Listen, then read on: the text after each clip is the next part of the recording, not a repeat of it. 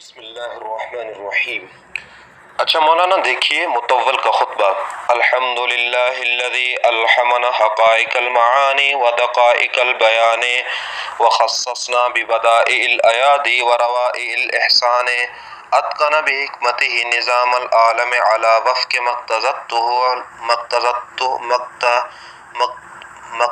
مقتضته الحال وأورد برأفته فرق الأنام في طرق الأنعام والأفضال والصلاة على نبيه محمد خير من نبغ من دئدأ الكرم والسماحة وأشرف من نبغ من دوحة اللسن والفصاحة وعلى آله وأصحابه الذين بهم تلألأ غرة الحق وأشرق وجه الدين واضمحل دجى الباطل ولمع نور اليقين۔ دیکھیے مولانا یہ مطول کا خطبہ ہے اور یہ بہت ہی مشکل اور بحر بہکرا خطبہ ہے۔ دیکھیے انشاءاللہ العزیز ہم اس کو آسان سے آسان طریقے سے حل کرنے کی کوشش کریں گے تاکہ طلبہ عزیز کے ذہن میں بات بیٹھ جائے۔ پہلے آپ کو ہر لفظ کا معنی بتاؤں گا کہ ہر لفظ کا فلاں لفظ کا کیا معنی ہے، اس کے بعد پھر ترجمہ اور تشریح کرواؤں گا جس سے سبق آپ کے ذہن میں بخوبی بیٹھ جائے گا۔ دیکھیں بھائی، الحمدللہ الذی الہمنا حقائق المعانی ودقائق البیان۔ الحمد مولانا اس پر بحث کرنے کی کوئی ضرورت نہیں، آپ ابتدائی کلاسوں میں اس کے بارے میں بحث کرتے آتے ہیں کہ بھائی الحمد میں جو ہے الف لام کون سا ہے، استغراقی ہے، جنسی ہے، عہد خارجی ہے، عہد ذہنی ہے، اس کے بارے میں زیادہ بحث کرنے کی ضرورت نہیں۔ ہم صرف کوشش کریں گے ان باتوں کو بیان کرنے کی کہ جو اہم ہیں اور مقصود ہیں، جو مقصودی باتیں ہیں ان کو بیان کرنے کی کوشش کریں گے۔ دیکھیں الحمدللہ الذی، تمام تعریفیں اس اللہ کے لیے۔ اچھا اب دیکھیں مولانا الہمنا بھائی یہ باب افعال سے ہے، الہم یلہم الہاما مولانا، اور الہام کہتے ہیں کہ ایسی بات جو بغیر کسی غور و فکر کے ذہن میں بیٹھ جائے، یعنی ایسی بات جو ذہن میں بیٹھ جائے بغیر کسی غور و فکر کے، اس میں غور و فکر کرنے کی ضرورت نہ ہو۔ اور حقائق جو ہے مولانا یہ حقیقتن کی جمع ہے بمعنی اصل، حقیقتن کی جمع، اور معنی کیا ہے اس کا؟ اصل، اور معانی معنی کی جمع ہے، اور دقائق جو ہے مولانا یہ دقیقتن کی جمع ہے۔ کس کی جمع ہے؟ دقیقتن کی جمع ہے، اور دقیق جو دقیقتن کی جمع ہے، اور دقیق اس شے کو کہتے ہیں جسے ہر شخص نہ سمجھ سکے، جسے کوئی عام بندہ، کوئی عام شخص نہ سمجھ سکے، اور بیان اس کے بارے میں بھی پہلے بیان ہو چکا ہے۔ ترجمے پر غور کریں۔ الحمدللہ الذی، تمام تعریفیں اس اللہ کے لیے، الذی الہمنا، جس نے ہمارے دلوں میں الہام کیا۔ کس چیز کو الہام کیا بھائی؟ کس چیز کو ہمارے دلوں میں ڈال دیا؟ حقائق المعانی ودقائق البیان، معانی کی حقیقتوں اور بیان کی حقیقتوں کو بامحاورہ ترجمہ سنیں۔ تمام تعریف اس اللہ کے لیے جس نے معانی کی حقیقتوں اور بیان کی حقیقتوں کو ہمارے دلوں میں ڈال دیا، ہمارے دلوں میں الہام کیا مولانا، الہام کیا۔ اچھا یہاں پر جو مولانا معانی اور جو بیان آیا ہے، حقائق المعانی و دقائق البیان، یہاں پر جو معانی اور بیان کا ذکر آیا ہے، یہ معانی اور بیان جو ہے یہ برات استحلال کے طور پر ذکر ہے۔ برات استحلال اس کو کہتے ہیں کہ خطبے میں ایسے الفاظ لانا کہ جن سے آگے آنے والے مقصود کی طرف اشارہ ہو جائے۔ دیکھیے مولانا معانی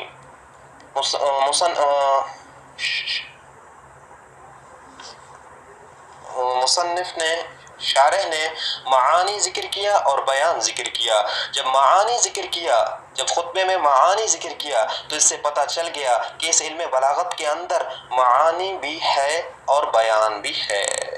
یعنی جب معانی ذکر کیا تو اس سے اس بات کی طرف اشارہ ہوا کہ آگے معانی کی بحث آئے گی، اور جب البیان ذکر کیا تو اس سے معلوم ہوا کہ آگے بیان کی ذکر بھی آئے گی۔ اور معانی اور بیان کا ذکر کس علم کے اندر آتا ہے؟ وہ علم بلاغت ہے۔ تو دیکھیں مولانا خطبے میں بھی ایسے الفاظ لائے کہ جن سے مقصود کی طرف اشارہ ہو گیا، معانی اور بیان کا، تو اس سے یہ اشارہ ہو گیا کہ آگے معانی اور بیان کی بحث آئے گی۔ تو اس سے یہ پتہ چل جائے گا کہ بھئی یہ کس علم کی خطبہ، یہ کس علم کا خطبہ ہے۔ تو جب آپ خطبہ پڑھیں گے اور خطبے پر غور کریں گے تو آپ کو پتہ چل جائے گا کہ جب اس کے اندر معانی اور بیان کا ذکر ہوا، اس خطبے کے اندر معانی اور بیان کا ذکر ہوا، تو آپ کو پتہ چل جائے گا کہ معانی اور بیان کا، اور آپ کو تو معلوم ہے کہ معانی اور بیان کا ذکر کس علم کے اندر ہوتا ہے؟ علم بلاغت کے اندر۔ تو آپ کو خود بخود پتہ چل جائے گا کہ بھائی یہ خطبہ جو ہے علم بلاغت کا ہے، یہ علم بلاغت کا خطبہ ہے۔ جی بات سمجھ میں آ گئی؟ آگے دیکھیں، وخصصنا، اس کا عطف مولانا الحمنا پر ہے، الحمنا پر ہے اس کا عطف۔ وخصصنا اصل میں کس طرح ہے؟ الحمدللہ الذی خصصنا، ٹھیک ہے؟ وخصصنا ببدائع الآیات وروائع الإحسان۔ جی بدائع، مولانا بدائع یہ جو ہے بدیعۃ کی جمع ہے، یہ بدیعۃ کی جمع ہے، جس کے معنی ہے بے مثال، بے نظیر، جس کی کوئی مثال نہ ہو۔ بدائع کس کی جمع ہے؟ بدیعۃ کی جمع، بمعنی بے مثال۔ اور آیاتی جو ہے مولانا یہ ایدی کی جمع ہے، اور ایدی جو ہے پھر وہ یدن کی جمع ہے، یعنی ہاتھ کی جمع کیا آتا ہے؟ ایدی، اور پھر ایدی کی جو جمع آتی ہے وہ ایادی ہے، ایادی۔ لیکن یہاں پر ایادی بمعنی نعمت کے ہیں، کس کے ہیں؟ نعمت کے ہیں۔ اچھا یہاں پر ایادی کا معنی نعمت کی کیوں کیا؟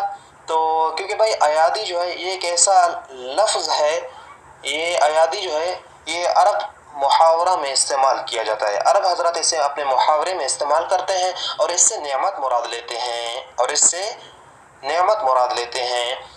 جی روائع مولانا یہ جو ہے نا رائع کی جمع ہے یا رائعۃ کی جمع ہے؟ رائعۃ کی جمع ہے، بمعنی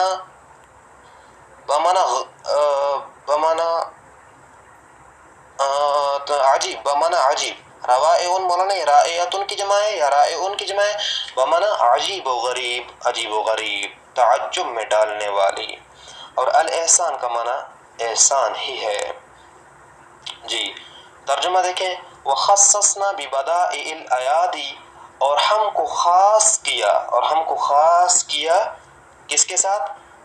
بے مثال نعمتوں کے ساتھ، وروائع الاحسان، اور تعجب میں ڈالنے والے احسانات کے ساتھ۔ با محاورہ ترجمہ سنیں، تعجب میں، آخر سے ترجمہ سنیں، تعجب میں ڈالنے والے احسانات اور بے مثال نعمتوں کے ساتھ ہمیں خاص کیا، خاص کیا، خاص کیا۔ یہاں پر مولانا دو اعتراض ہوتے ہیں، دو اعتراض۔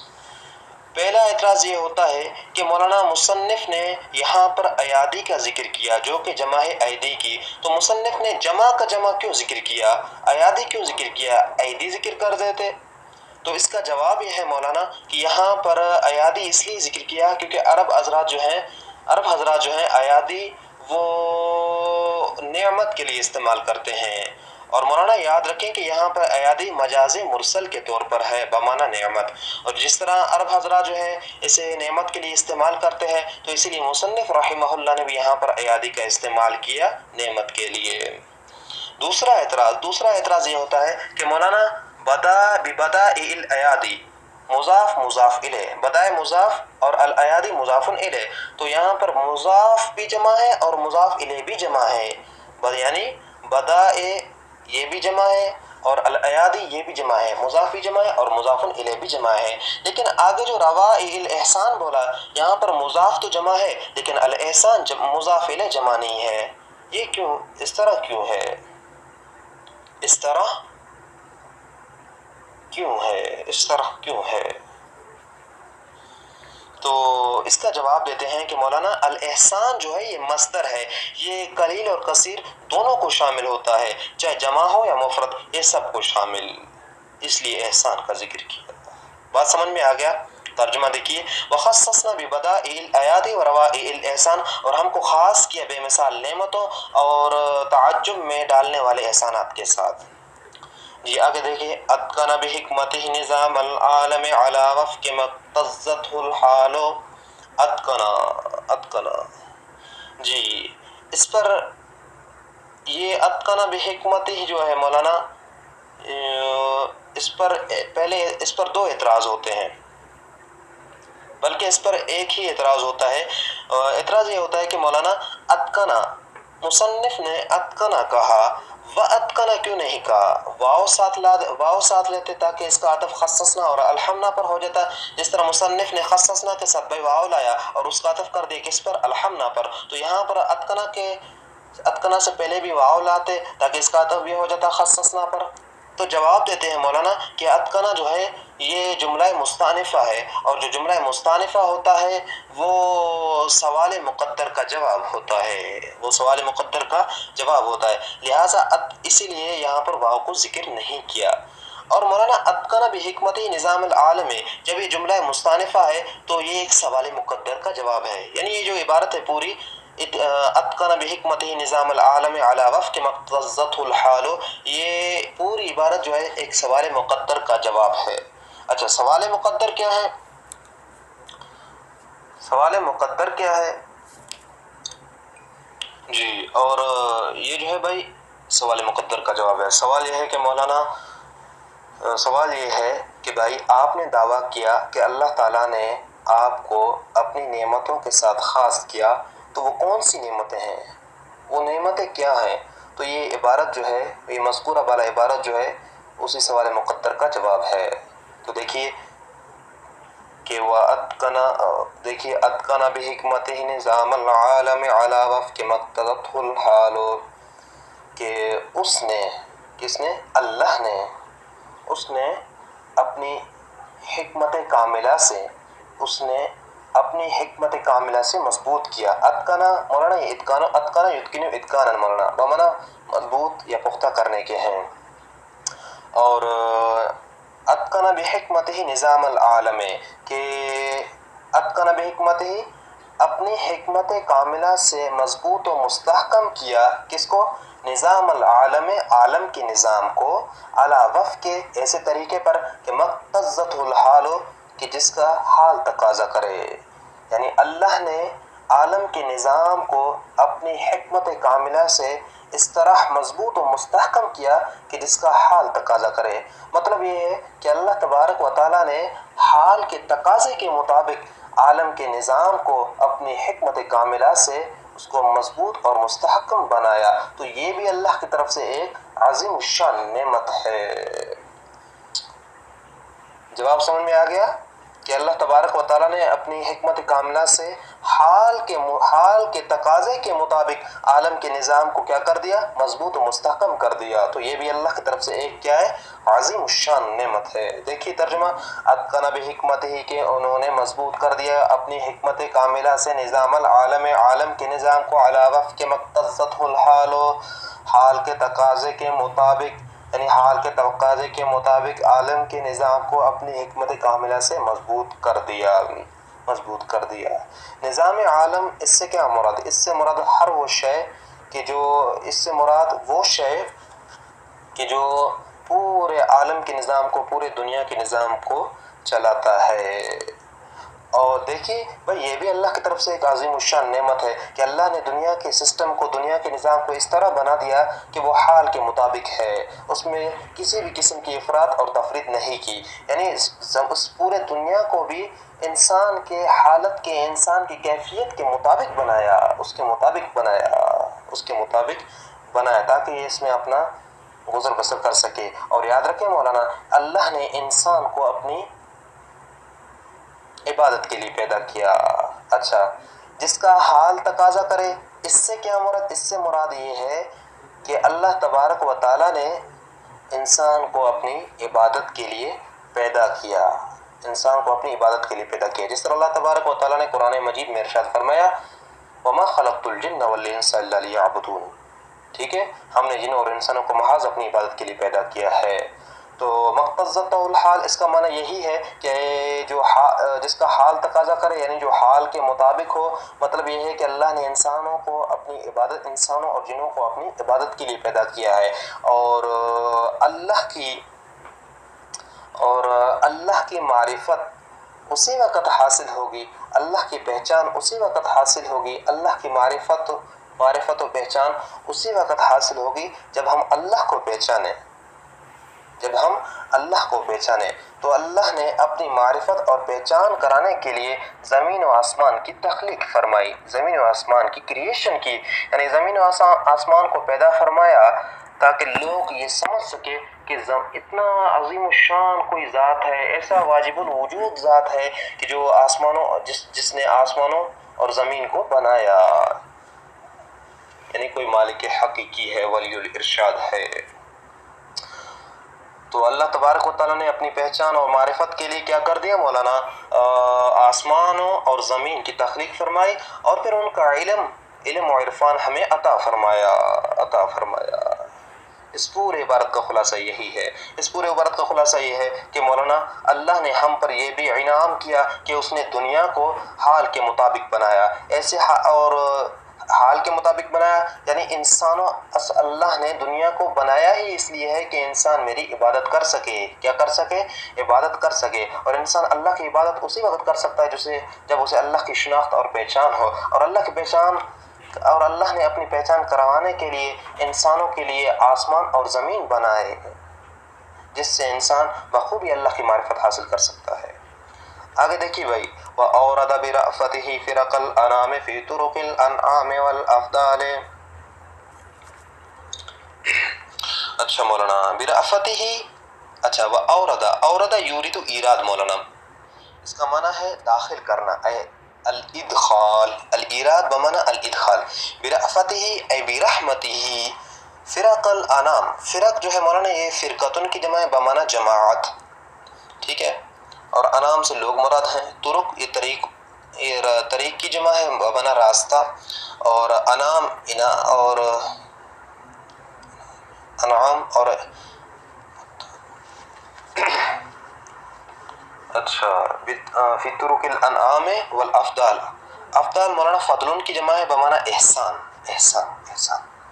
دیکھیے وَأَوْرَدَ بِرَأْفَتِهِ فِرَقَ الْأَنَامِ فِي طُرُقِ الْأَنْعَامِ وَالْأَفْضَالِ، اور اللہ نے داخل کر دیا اپنی رحمت سے، اور اللہ نے اپنی رحمت سے تمام مخلوق کی جماعتوں کو، اور اللہ نے وَأَوْرَدَ بِرَأْفَتِهِ فِرَقَ الْأَنَامِ، اور اللہ نے اپنی رحمت سے، برأفتہ اے برحمتہ، اور اللہ نے اپنی رحمت سے تمام لوگوں کی جماعتوں کو، اور اللہ نے اپنی رحمت سے تمام لوگوں کی جماعتوں کو فی طرق الانعام والافضال، انعام اور احسان کے راستوں میں داخل کر دیا، وَأَوْرَدَ اور اللہ نے داخل کر دیا برحمتہ اپنی رحمت سے، فرق الانام لوگوں کی جماعتوں کو، کس میں بھائی؟ فی طرق الانعام والافضال، انعام اور احسان کے راستوں میں۔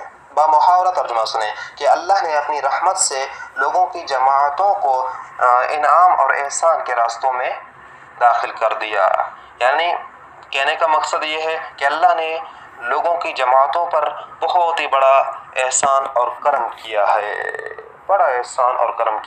مطلب یہ ہے کہ اللہ نے ان پر اپنی طرح کی رحمت نازل کی، طرح کی اپنی نعمتوں سے انہیں نوازا۔ جی بات سمجھ میں آ گیا؟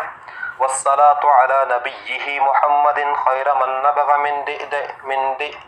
من دئدئ الکرم والسماحت، والصلاة اور رحمت کاملہ نازل ہو علی نبیہ محمد، اس کے نبی حضرت محمد مصطفیٰ صلی اللہ علیہ وسلم پر، خیرہ جو بہترین ہے، من ان سے، نبغ ینبغ، مولانا نبغ کا معنی ہے ظاہر ہونا، اور دئدئ الکرم والسماحت، دئدہ مولانا اس کا معنی ہے اصل، اور کرم کا معنی ہے مولانا شرافت، اور سماحت مولانا اس کا معنی ہے سخاوت اور عطا کرنا۔ یہ ترجمہ سنیں، والصلاة علی نبیہ محمد، اور رحمت کاملہ نازل ہو اس کے نبی حضرت محمد مصطفیٰ صلی اللہ علیہ وسلم پر، کس کے نبی؟ اللہ کے نبی جناب محمد مصطفیٰ صلی اللہ علیہ وسلم پر رحمت کاملہ نازل ہو، خیرہ جو بہترین ہے، من ان سے، نبغ من دئدئ الکرم والسماحت، جو سخاوت اور شرافت کی اصل سے ظاہر ہوئے۔ نبغ معنی ظاہر ہونا، دئدہ معنی اصل، اور کرم معنی شرافت، اور سماحت معنی سخاوت، جو سخاوت اور شرافت کی اصل سے ظاہر ہوئے۔ اس سے مراد مولانا کیا ہے؟ اس سے مراد حضور صلی اللہ علیہ وسلم کے جد امجد، یعنی آپ صلی اللہ علیہ وسلم کے پردادا ہاشم مراد ہے کہ آپ صلی اللہ علیہ وسلم ان کی نسل سے ظاہر ہوئے، اور وہ بڑے جناب سخی اور شریف انسان تھے، تو اللہ کے نبی صلی اللہ علیہ وسلم ان کی نسل سے ظاہر ہوئے۔ اور کہتے ہیں کہ وَأَشْرَفَ مَن نَبَغَ مِن دَوْحَةِ اللَّسَنِ وَالْفَصَاحَةِ وَأَشْرَفَ، اور آپ صلی اللہ تعالیٰ علیہ وآلہ وسلم بلند ہیں، من ان سے، من نبغ من دوحۃ اللسن والفصاحت، جو ظاہر ہوئے۔ دوحۃ مولانا، یہ دوحۃ کہتے ہیں الشجر العظیمہ، یعنی عظیم درخت، اور لسن یہاں پر بمعنی فصاحت کے ہیں مولانا، اور فصاحت جو ہے یہاں پر بلاغت کے معنی میں ہے۔ ترجمہ سنیں، وَأَشْرَفَ مَن نَبَغَ مِن دَوْحَةِ اللَّسَنِ وَالْفَصَاحَةِ، اور آپ صلی اللہ علیہ وسلم بلند ہے ان سے جو بلند ہے، اور آپ صلی اللہ علیہ وسلم بلند ہے ان سے جو فصاحت و بلاغت کی عظیم درخت سے، عظیم الشان درخت سے ظاہر ہوئے، اور آپ صلی اللہ علیہ وآلہ وسلم بلند ہے ان سے جو فصاحت و بلاغت کے عظیم الشان درخت سے ظاہر ہوئے، جو فصاحت و بلاغت کی عظیم الشان درخت سے ظاہر ہوئے، یعنی آپ صلی اللہ علیہ وسلم، اس سے اس بات کی طرف اشارہ ہے کہ آپ صلی اللہ علیہ وسلم کا جو نسب ہے وہ انتہائی اعلیٰ نسب ہے، جیسے حضرت ابراہیم علیہ السلام، حضرت اسماعیل علیہ السلام وغیرہ وغیرہ۔ یہ دیکھیے وعلی آلہ واصحابہ الذین بہم تلألأ غرۃ الحق، وعلی آلہ واصحابہ، اور آپ صلی اللہ علیہ وآلہ وسلم کی آل پر اور آپ کے اصحاب پر رحمت و سلامتی نازل ہو، درود ہو، الذین بہم تلألأ غرۃ الحق، کہ جن کی وجہ سے حق کی پیشانی چمک پڑی، الذین بہم تلألأ، کہ جن کی وجہ سے چمک پڑی، کیا چمک پڑی بھائی؟ غرۃ الحق، حق کی پیشانی، کہ جن کی وجہ سے حق کی پیشانی چمک پڑی، کن کی وجہ سے بھائی؟ آپ کی آل اور آپ کے اصحاب کرام کی وجہ سے حق کی پیشانی چمک پڑی۔ ترجمہ سنیں، اور آپ کی آل اور آپ کے اصحاب پر درود نازل ہو، الذین بہم تلألأ غرۃ الحق، کہ جن کی وجہ سے حق کی پیشانی چمک پڑی، واشرق وجہ الدین، اور دین کا چہرہ روشن ہوا، وَاضْمَحَلَ دُجَى الْبَاطِلِ، وَاضْمَحَلَ بمعنی اس کا مولانا، اس کا معنی ہے زائل ہونا، اور دجا، یہ دجیتن کی جمع ہے مولانا بمعنی تاریکی۔ دیکھیں وَاضْمَحَلَ دُجَى الْبَاطِلِ، اور باطل کی تاریکیاں زائل ہوئیں، وَلَمَعَ نُورُ الْيَقِينِ، اور یقین کا نور چمک پڑا، لمع بمعنی چمک پڑنا، یعنی آپ کی آل اور آپ کے اصحاب کرام کی وجہ سے حق کی پیشانی چمک پڑی اور دین کا چہرہ روشن ہوا، اور باطل کی تاریکیاں زائل ہوئی اور یقین کا نور چمک پڑا۔ کیا مطلب؟ کہ آپ کے آل اور آپ کے صحابہ کرام نے ایسی قربانیاں دی کہ جن کی وجہ سے دین کا سر بلند ہوا، اور دین سرخرو ہوا، اور جو باطل تاریکیاں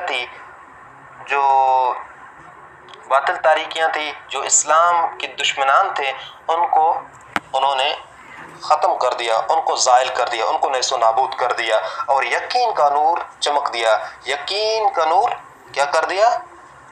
اور یقین کا نور چمک پڑا، جس سے یعنی کہ یقین کے نور سے کیا مراد؟ کہ اسلام کا نور چمک پڑا۔ جی مولانا، یہاں پر الدین آیا ہے، دین کی اصطلاحی تعریف کیا ہے؟ دین کی اصطلاحی تعریف بھائی دیکھیے حاشیہ نمبر 5 میں، قولہ الدین وضع الہی سائق لذوی العقول باختیارہم المحمود الی الخیر بالذات، کہ دین جو ہے وہ ایسا طریقہ ہے، وہ ایسا راستہ ہے جو معبود کی طرف منسوب ہے، جو عقل والوں کو ان کے پسندیدہ اختیار کے ساتھ لے جانے والا ہے خیر بالذات کی طرف۔ یہ دین کی تعریف ہے مولانا، دین کی تعریف۔ اور نور سے کیا مراد؟ حاشیہ 6 دیکھیں مولانا،